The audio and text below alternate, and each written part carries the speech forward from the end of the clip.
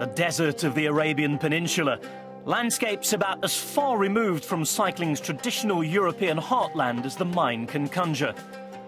But there's little doubt that the Middle East is establishing itself as a valued stopping post for the pro peloton. inCycle spent part of the early season out there to explore the appeal of this relatively new terrain for the pedaling pack. In 2015, Abu Dhabi will host a brand new stage race, while its Emirati neighbour hosted a star-studded second edition of the Dubai Tour. And the Tour of Oman has continued to provide an early season test of form for some of the biggest names in the sport. But Qatar is where it all started in earnest in the region back in 2002. This year saw the 14th edition of the men's race and the 7th of the women's. Both events attract the strongest of fields, and for the top female riders especially, competing here offers an added dimension that transcends the sport. For us it's really special to ride in the Middle East. I mean, this is the only time of the year when we race here. I think it's extra special because the culture here is very different from men and women, and women are always a little bit maybe underestimated here.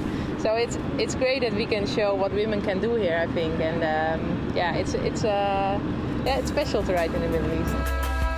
But there's added focus on the fortnight of women's and men's racing here this year, as Qatar is the host country for the 2016 UCI Road World Championships. First details of how the course would look were announced on the eve of the Tour of Qatar in February, and so riders have been paying very close attention, and the Dutch especially are pretty happy about it. I think it will be really special. So it's totally flat, a lot of wind, something different. The Dutch riders are riding well here because it's flat, there's wind, and it's exactly the same in Holland, so we're used to it. No surprise artificial climbs then, but it isn't a foregone conclusion a sprinter will triumph. Former BMC sports director Jean Lalonde has helped put the course together. We haven't designed the parcours for one rider in particular. We try to make a parcours with corresponding to Qatar, to what we face here, to what are the conditions. It's therefore that we didn't want to build any artificial climbs. I think Qatar has to remain Qatar with the wind, with the flat races, a little bit more technical. We offer the possibility to tell to those guys who are classic riders, who wanted to make the selection before or wanted to try in the last laps, that they have an opportunity.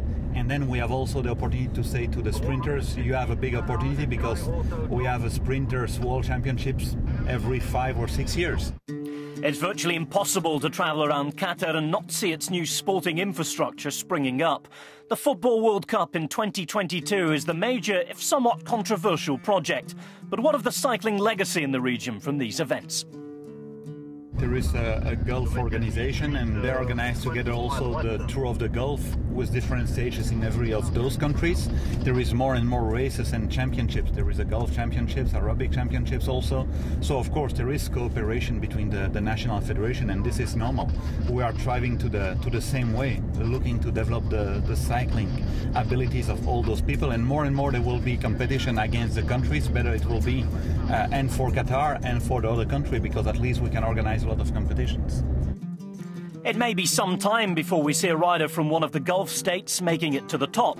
They continue to compete regionally and also learn their trade at the UCI's World Centre of Cycling in Switzerland.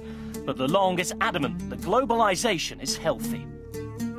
Cycling is a global sport, international sport that you can practice everywhere in the world, and we saw that it was coming from Australia, from America, now it's coming from Africa, from Asia, and it's a good thing because more and more you see that those countries who were the historical countries of cycling have to fight now with new nations, and that even if you look at the country classification of the UCI at the end of the year, you have more and more of those countries who are coming, step by step higher in the classification, and that's a good sign for cycling in general.